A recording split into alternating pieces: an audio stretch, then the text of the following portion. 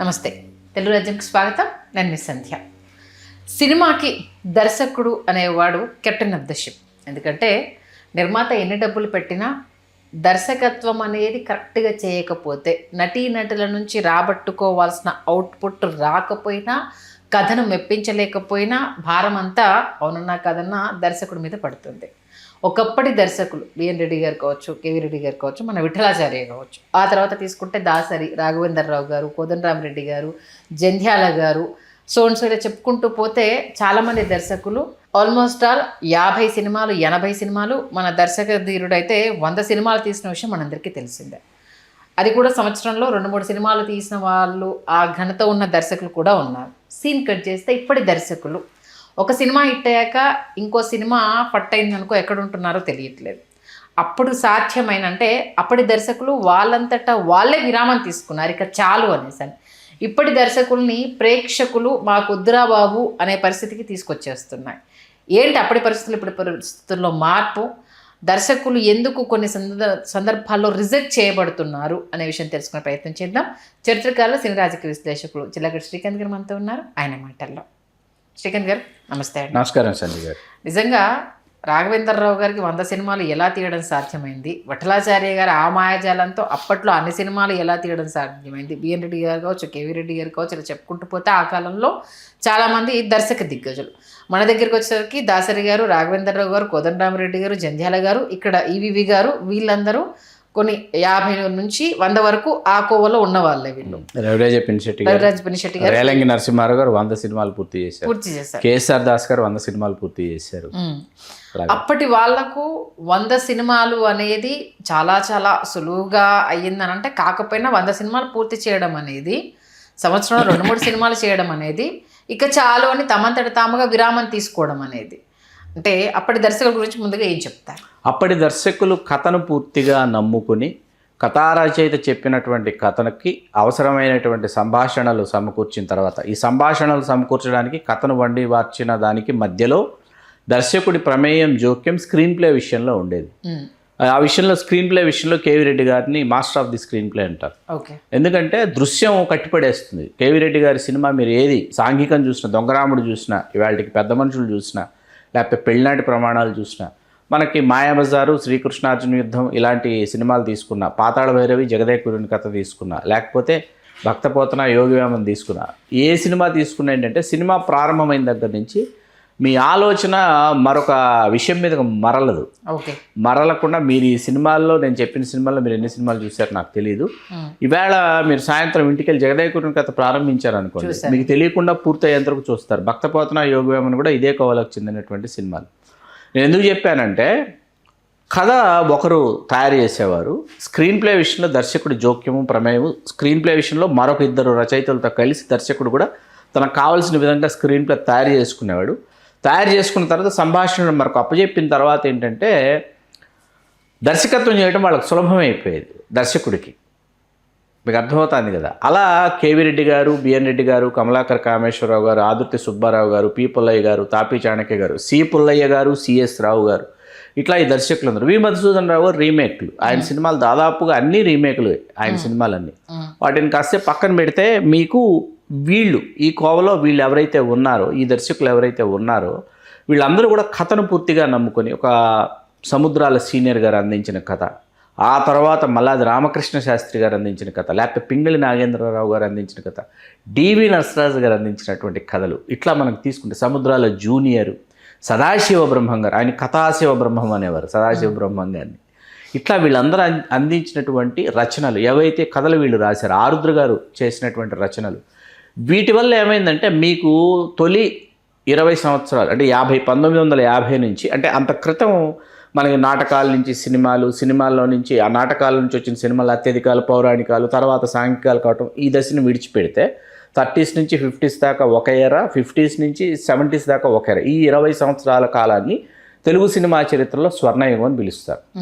70 తర్వాత వచ్చినటువంటి దర్శకులు అంటే 60 చివరి దశకానికి వచ్చేటప్పటికి, 70లకు వచ్చేటప్పటికి బాపు గారు, విశ్వనాథ్ గారు, దాసనారాయణరావు గారు, రాఘవేంద్రరావు గారు, తెలుగులో మనకు ఈ 4 ప్రముఖ దర్శకులుగా వీళ్ళు స్థిరపడినటువంటి వాళ్ళు. వీరితో పాటు ఆ తర్వాత సింగీతం శ్రీనివాసరావు గారు, 5 దర్శకులు వస్తారు. వీళ్ళు వీళ్ళు కూడా కథను పూర్తిగా నమ్ముకొని, అంటే వీళ్ళు 5గురు ఏంటంటే ఈ 5గురు దర్శకులు కథను వీళ్ళే రాసుకోలేదు.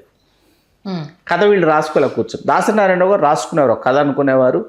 ఆ కథకి మళ్ళీ 5-6 రచయితల్ని కూర్చోబెట్టుకుని ఆయన వాళ్ళ సలహాలు తీసుకునేవారు, సూచనలు తీసుకునేవారు, మార్పులు చేసుకునేవారు, చేర్పులు చేసుకునేవారు. షూటింగ్కి వెళ్ళిన తర్వాత కూడా ఇంప్రవైజ్ చేస్తూ ఉండేవారు దాసనారాయణరావు గారు.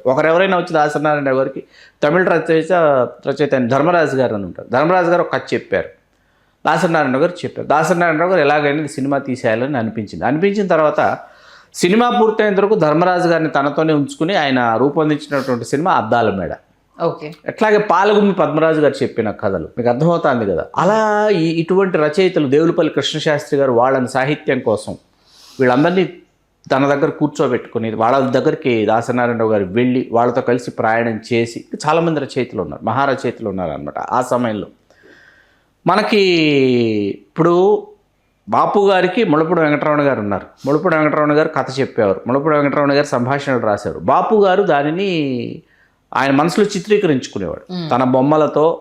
చిత్రకారుడు కాబట్టి బొమ్మ గీస్తే ఎలా ఉంటుందో ఫ్రేమ్ అలా ఉండాలి అని ఆలోచించి ఆయన స్టోరీ బుక్ తయారు చేసుకుని, స్టోరీ బోర్డు తయారు చేసుకుని ఆయన షూటింగ్కి వెళ్ళేవారు బాపు గారు. ఆ తర్వాత మీకు దాసనారాయణరావు గారి శైలి చెప్పాను. రాఘవేంద్రరావు గారు ఏంటంటే పూర్తిగా కథా రచయితల మీద, సంభాషణల రచయితల మీద ఆధారపడినటువంటి ఒక పూర్తి స్థాయి కమర్షియల్ డైరెక్టర్ రాఘవేంద్రరావు గారు. కేఎస్ఆర్ దాస్ గారి మధ్యలో కేఎస్ఆర్ దాస్ గారికి ఏంటి, ఒక ఆరుద్ర గారు స్క్రిప్ట్ ఇస్తే కేఎస్ఆర్ దాస్ గారు దాన్ని మోసగాడు చేయగలడు. కేఎస్ఆర్ దాస్ గారు అటువంటి దర్శకుడు కేఎస్ఆర్ దాస్ గారు. అంటే స్క్రిప్ట్ ఉంది, స్క్రిప్ట్ చదువుతున్నప్పుడు మనకు మామూలుగా ఉంటుంది, కానీ దీన్ని తెర మీదకి తీసుకొస్తే ఎలా ఉంటుంది అన్నది ఆ రహస్యం తెలిసినటువంటి దర్శకులు అనమాట. ఎలివేషన్ అంటారు. ఈ ఎలివేషన్స్ ఇవ్వటము, హైప్ క్రియేట్ చేయటము, పీఠముడులు వేయడం, స్క్రీన్ ప్లేలో పీఠముడులు వేయడము, పీఠముడు వేసి ఆ పీఠముడుల్ని విప్పుతూ వేస్తూ వెళ్ళడం పీఠముడులు, ఇట్లాంటివన్నీ ఈ ప్రయోగాలన్నీ దర్శకుడు చేసేవాడు. స్క్రిప్ట్లో ఉన్నదాన్ని నేను సీనిక్గా ఎలా నేను తెరకెక్కించడం అంటారు. ఈ తెరకెక్కించడం అనేది చాలా కష్టసాధ్యమైనటువంటి పని. ఆ పనిలో వీళ్ళందరూ నిష్ణాతులు కాబట్టి ఏంటంటే కథ ఒకరు తయారు చేస్తుండేవారు, స్క్రీన్ ప్లేలో మరొకరు ఇద్దరు ఉండేవారు. స్క్రీన్ ప్లే సమయానికి దర్శకుడు వెళ్ళి స్క్రీన్ ప్లే కాదు ఈ సీన్ తీసేస్తే ఈ సీన్ వేసుకుంటే మనకి స్పీడ్ అవుతుంది, లేకపోతే ఈ సీను మనకి పలానా చోట వస్తే బాగుంటుంది, గ్రిప్పింగ్గా ఉంటుంది. అట్లా ఎడిటింగ్ టేబుల్ మీద వెళ్ళి there are only 2 tables, one is writing table, another one is editing table. 2 tables ఉంటాయి. ఈ 2 tables మీదే మీరు సినిమా యొక్క భవితవ్యాన్ని మీరు నిర్ణయించేస్తారు. ఎవరైనా సరే, రచయిత అయినా దర్శకుడైనా ఈ 2 tables మీద సినిమా యొక్క భవితవ్యం ఆధారపడి ఉంటుంది. సినిమా యొక్క భవిష్యత్తు ఇక్కడ నిర్ణయించబడుతుంది అన్నమాట. మీరు ఎన్ని కాగితాలు మీరు నింపండి, ఎన్ని సన్నివేశాలు రాసుకోండి, లేకపోతే ఎన్ని సంభాషణలు, ఎంత గొప్ప సంభాషణలు, ఎంత పదులైన సంభాషణలు, ఎంత పెద్ద సంభాషణలు రాసుకోండి, మీరు వాటిని మొత్తం కొట్టేసి ఇది ఒకటే ఉంటే చాలు. దీనికి ఒక స్పష్టమైన ఉదాహరణ చెప్తాను. రక్త సంబంధం తెలుగులో చేస్తున్నప్పుడు పాశమలర్ తమిళ్లో, అక్కడ శివాజీ గణేశన్ గారు సావిత్రి గారు చేశారు. తెలుగుకు వచ్చేటప్పటికి ఎన్టీ రామారావు గారు సావిత్రి గారు చేశారు. ఇద్దరు అన్నా చెల్లెళ్ళు. అక్కడ సన్నివేశం ఏంటంటే అన్నయ్య వచ్చి తన భర్తని ఇష్టం వచ్చినట్టు మాట్లాడేటటువంటి ఒక సన్నివేశం. ఫ్యాక్టరీలో కార్మికుల తరఫున నాయకుడిగా అక్కడికి వచ్చి మాట్లాడటానికి వస్తాడు హీరో. తమిళంలో సుదీర్ఘమైనటువంటి సంభాషణలు శివాజీ గణేశన్ గారికి సావిత్రి గారికి జరిగితే అదంతా చూసి తెలుగులో రామారావు గారికి సావిత్రి గారికి మధ్య ఇంత కాన్వర్జేషన్ పెడితే అక్కడ కూర్చోదు, ఎందుకో ప్రేక్షకులు చాలా అసహనంగా ఫీల్ అవుతారు. ముళ్ళపూడి వెంకటరమణ గారు ఒకటే ఒక డైలాగ్ రాశారంట, అన్నయ్య నేను చెప్తున్నాను కదా, ముందు నువ్వు వెళ్ళి ఇక్కడి నుంచి వెళ్ళు, నువ్వు ముందు. ఇంతే డైలాగ్ సావిత్రి గారు. ఓకే, చెల్లెమ్మ అని రామారావు తిరిగి వెళ్ళిపోతే ఇంకేం 5 నిమిషాలు 6 నిమిషాల సన్నివేశం అక్కడ 2 లైన్లు అనమాట. ముళ్ళపూడి వెంకటరమణ గారికి ఇక్కడ ప్రేక్షకుల నాడు తెలుసు ఆయనకి. ఎందుకు తెలుసు, అక్కడ వాళ్ళకి ఆ మెలో డ్రామా అవసరం, ఇక్కడ ఒప్పుకోరు, ఇక్కడ ఓవర్ అవుతుందని చెప్పి ఇంతే అనమాట. రామారావు గారు ఇలా కొరుక్కుని వెళ్తారు వెనక్కి. అలా వాళ్ళకి ఏం కావాలి ఇక్కడ రచయితలకు తెలుసు. ముళ్ళపూడి వెంకటరమణ గారు గురించి చాలా చర్చ జరగాలండి. ఇవాళకి ముళ్ళపూడి వెంకటరమణ గారి సాహిత్యం ఎందుకు అమ్ముడుపోతుంది బుక్ ఫెస్టివల్స్లో, ఇవాళకి ఎందుకు వెతుక్కొని మరీ వచ్చి కొనుక్కుంటున్నారు అంటే అందులో ఉన్నటువంటి విషయం అన్నమాట. సరే, మనం కోదండరామిరెడ్డి గారు, రాఘవేంద్రరావు గారి దగ్గర నుంచి కోదండరామిరెడ్డి గారు, రవిజయపిన్శెట్టి గారు, జంధ్యాల గారు, కోడి రామకృష్ణ గారు, ఇట్లా వీళ్ళ గురించి తీసుకుంటే విజయ్ బాపినేడు గారు, ఇట్లా కొంతమంది ఉన్నారు. వీళ్ళు ఏం చేశారంటే మీకు అప్పటికి స్టార్డమ్, హీరో ఎలివేషన్ అనేది వచ్చేసిన తర్వాత ప్రేక్షకుడికి ఏం కావాలి? రాఘవేంద్రరావు గారు ఏం చేశారు? రాఘవేంద్రరావు గారు ఏం చేశారు? ప్రేక్షకుడికి వినోదాన్ని అందించాలి. ఈ వినోదాన్ని అందించాలంటే ఎక్కడ పాట ఉండాలి, ఎక్కడ ఫైట్ ఉండాలి, ఎక్కడ కథ చెప్పాలి, ఎక్కడ డైలాగ్ ఉండాలి. మీకు పల్నాటి సింహం అని ఒక సినిమా, కృష్ణ గారి సినిమా, కోదండరామిరెడ్డి గారి డైరెక్షన్. మీకు సినిమా చూస్తుంటే హౌ ఈజ్ ఇట్ పాసిబుల్? ఒకరోజు నేను చూస్తూ మధ్యాహ్నం పూట చూస్తున్నాను, మధ్యాహ్నం ఇంట్లో చూస్తున్నాను కూర్చుని, చూసి నేను ఆపుకోలేక కోదండరామిరెడ్డి గారికి ఫోన్ చేశాను.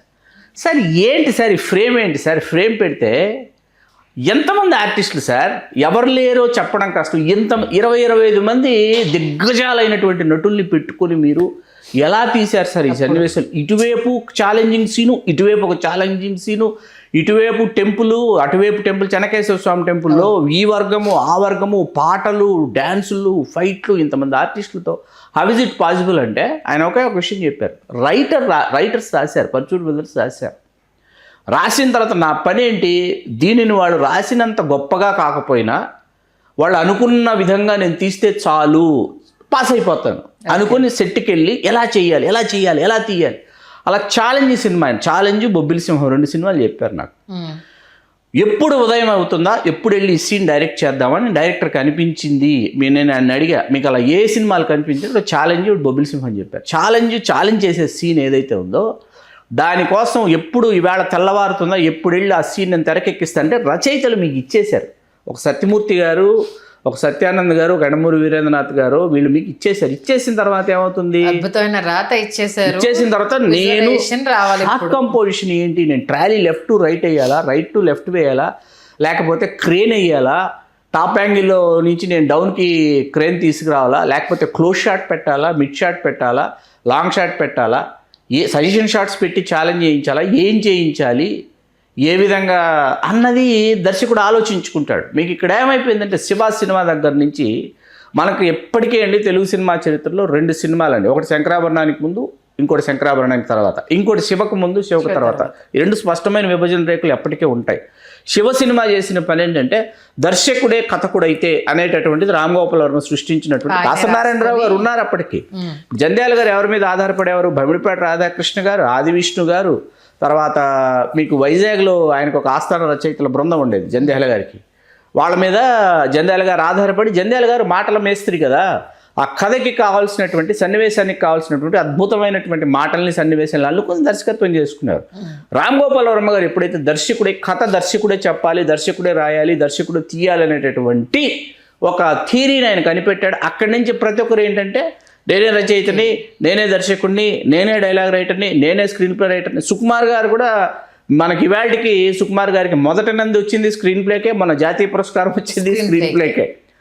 మీకు అర్థమైందా? స్క్రీన్ ప్లేలో ఆఫ్టర్ కేవీ రెడ్డి గారు, సుకుమార్ గారు is the master of the screen play అనమాట ఇవాళ తెలుగులో, నో డౌట్ ఎట్ ఆల్.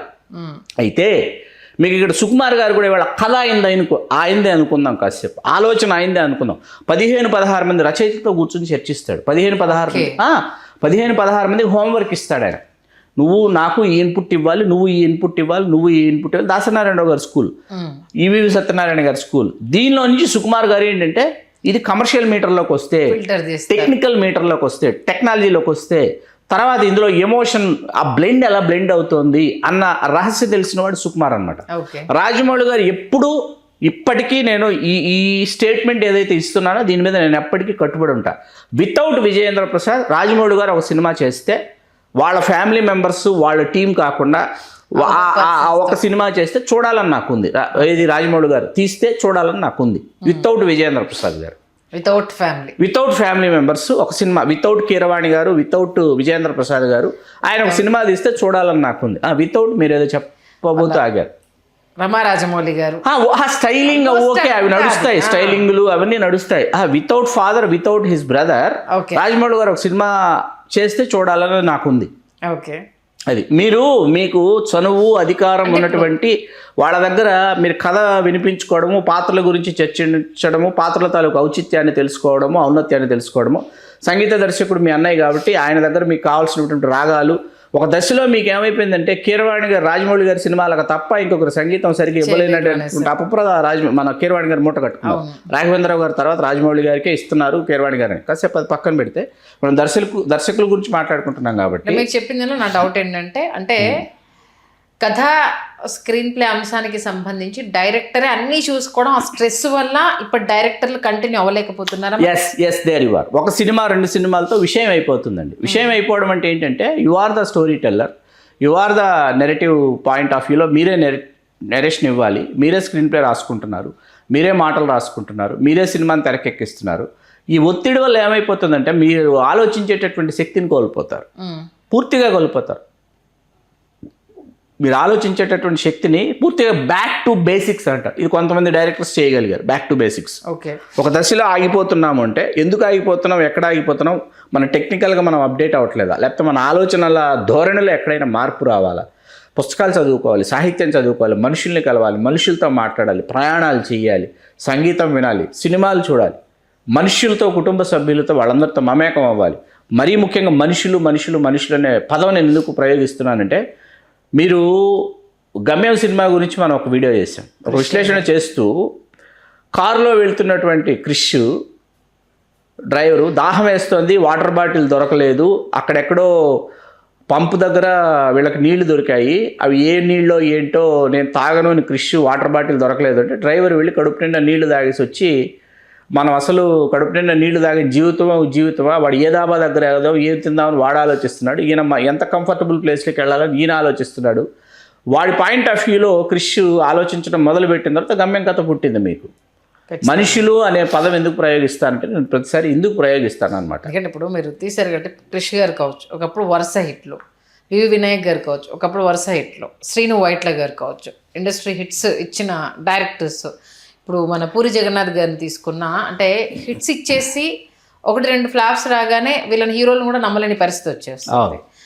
అంటే ఎక్కడ కథను రొట్టకొట్టుడు కథలు అంటే ఒకటే ఫార్మాట్లో జనాల మీద రుద్దే ప్రయత్నంలో ఫెయిల్ అవుతున్నారు. అవునండి, దీని వాస్తవం, దీన్ని ఏకీభవిస్తాను. మీరు ఒక జానర్లో ఈ సీన్ బై సీన్ ఇక్కడ బ్రహ్మానందం గారు వచ్చారు, ఇక్కడ కామెడీ చేశారు, ఇక్కడ సాంగ్ వచ్చింది, ఇక్కడ ఫైట్ వచ్చింది, హీరో రక్షించాడు అనేటటువంటి ఒక మీటర్ వేసుకుంటారు. మీటర్ వేసుకున్న తర్వాత ఈ మీటర్లో ఎంత కొత్తగా చెప్పాము, ఏ కొత్త లొకేషన్కి వెళ్ళాము, ఏ కొత్త డైలాగ్ వేసాము, పాటలో ఏ కొత్త ప్రయోగాలు చేయించాము, గీతల చేత అనేటటువంటి ఇది మీకేంటంటే సినిమాని చూసి సినిమా తీయడం అవుతుంది. సినిమాని అనుకరించడం, ఎవరో తీసిన కమర్షియల్ సినిమాని మీరు ఇంకొక కమర్షియల్ మీటర్లోకి తీసుకెళ్ళి సినిమాని అనుకరించడం. మీరు జీవితాన్ని ఎప్పుడైతే చూపించాలని అనుకుంటారో ఆ జీవితం ఎప్పుడైతే తెర మీదకి వస్తుందో అప్పుడు అది ఒక అద్భుతమైనటువంటి ఆవిష్కారం అవుతుంది. అది జరగటం లేదు. మళ్ళీ మెయిన్ థింగ్ ఇంకోటి అంటే అప్పుడు డైరెక్టర్లు ఒకే ఇయర్లో 2-3 సినిమాలు 4-5 సినిమాలు 2-3 సినిమాలు ఏంటి 3, 4, 5, 6 సినిమాలు. కొదనారెడ్డి గారు, కోటి రామకృష్ణ గారు 6 సినిమాలు అండి, 2 నెలలకు ఒక సినిమా. వీళ్ళు ఒకే సినిమాకి సంవత్సరాలు కేటాయించడం కూడా మైనస్ అవుతుంది కదా. ఖచ్చితంగా మీరు నేర్చుకోవడం, మీరు టెక్నికాలిటీస్కి సంబంధించి నేర్చుకుంటూ వెళ్ళడం. ఇప్పుడు ఈవేళ ఏమైంది, అప్పుడు ఒక దృశ్యం మానిటర్స్ లేని రోజుల్లో వాళ్ళు సినిమాలు తీశారండి. ఇప్పుడు మంగమ్మ గారి మనవడు ఇవాళ మనం కూర్చొని చూస్తే కోటి రామకృష్ణ గారు తమిళ్లో it's very pure class cult movie అనమాట మన్వాసనై. తెలుగుకు తీసుకొచ్చేటప్పటికి తెలుగు దేశీయతకి పక్కా మాస్ సినిమా చేస్తారు. అన్ని పాళ్ళు జోడించారు. దాంట్లో జోడించినా మీకు ఇవాళ మీరు కూర్చొని చూసినా ఏంటంటే మంగమ్మ గారి మనవడు మీకు ఆ గ్రామంలోకి వెళ్ళిపోయి ఆ ఇంట్లో ఆ కథలోకి మీరు లీనం అవుతారు. మీరు ఎందుకు లీనం అవుతారు? ముక్కుపుడక సినిమా చూస్తుంటే మీరు ఒక ఫ్యామిలీ మెంబర్ అవుతారు. కోటి రామకృష్ణ గారి సినిమాలు హౌ ఇస్ ఇట్ పాసిబుల్? మీరు అభిలాష తీసుకోండి, నవలా చిత్రమే. ఛాలెంజ్ తీసుకోండి, నవలా చిత్రమే. రాక్షసుడు తీసుకోండి, నవలా చిత్రమే. వీటిని కోదండరామిరెడ్డి గారు ఆ నవలలు చదవకుండా తెరకెక్కించారంటే మీరు నమ్ముతారా? How is it possible? ఆయన ఓన్లీ మెయిన్ పాయింట్స్ ఆయన 10 పేజీలు 15 పేజీలు నాకు సినాప్సిస్ ఇస్తే సినాప్సిస్ చదువుకొని దాన్ని ఓన్ చేసుకుని రైటర్స్ సత్యమూర్తి గారు, మరీ ముఖ్యంగా సత్యమూర్తి గారిని ఇక్కడ మనం స్మరించుకొని తీరాలి. సత్యమూర్తి గారు తర్వాత సత్యానంద గారు, అట్లాగే ఎంవి సరనాథరావు గారు, పరచూరి బ్రదర్స్, జంధ్యాల గారు, వీళ్ళందరినీ మనం స్మరించుకోవాలి. వీళ్ళతో నాకేం కావాలి అని చెప్పి చేయించుకున్నటువంటి పద్ధతి అనమాట.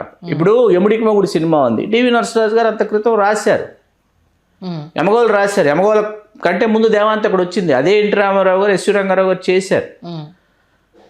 అది మీకు చిరంజీవి గారి మీద దాన్ని అప్లికబుల్గా ఉంటుంది, బాగుంటుందని అనుకున్నప్పుడు సత్యానంద్ గారు ఏంటంటే దానిని ఒక అద్భుతమైనటువంటి మనిషిని పోలినటువంటి మనుషులు 7 ఉంటారు అనేటటువంటి అంతే.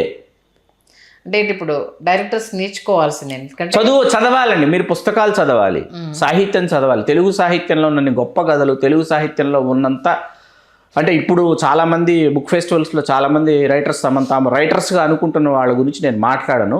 వాళ్ళు ఒక వాక్యం తర్వాత ఒక వాక్యం, ఒక పదం తర్వాత ఒక పదం రాసి చాలా గొప్ప రచయితలుగా తాము భావించుకుంటారు. వాళ్ళ గురించి నేను ఇక్కడ నేను ప్రస్తావించదలుచుకోలేదు. సినిమాలు చూడాలి, పాత సినిమాలు చూడాలి, పాత దర్శకులు, పాత రచయితలు వాళ్ళ జీవితాల్ని, ఆ జీవితాల నుంచి పాత్రల్ని వాళ్ళు ఎట్లా సృష్టించారో తెలుసుకోవాలి. పుస్తకాలు చదవాలి. పుస్తకాలు చదవకుండా, సాహిత్యం చదవకుండా ఎట్టి పరిస్థితుల్లో మేకర్స్ కాలేరు, ఎప్పటికీ కాలేరు. మీరు సినిమాని చూసి సినిమా తీస్తే మీకు ఆత్మానుభూతి ఎక్కడ దొరుకుతుంది? మీకు సినిమాని చూసి కొరియన్ సినిమా చూస్తున్నారు, ఇటాలియన్ మూవీస్ చూస్తున్నారు, ఇంకో సినిమా చూస్తున్నారు, హాలీవుడ్ మూవీస్ చూస్తున్నారు, ఇంకేదో అనుకుంటున్నారు, ఇంకేదో మేము అది ఇన్స్పైర్ అయ్యాం, ఇది ఇన్స్పైర్. జీవితంలో చాలా కథలు ఉన్నాయి, జీవితంలో గొప్ప పాత్రలు ఉన్నాయి. మళ్ళీ ఇంకో విషయం కూడా ఇక్కడ అండర్లైన్ చేయాలి సార్. అప్పుడు ఏంటంటే ఇన్ని మాధ్యమాలు లేవు కాబట్టి అక్కడ రిలీజ్ అయిన సినిమాకి సంబంధించి ఇక్కడ తీసినా కూడా హిట్ అయ్యేది.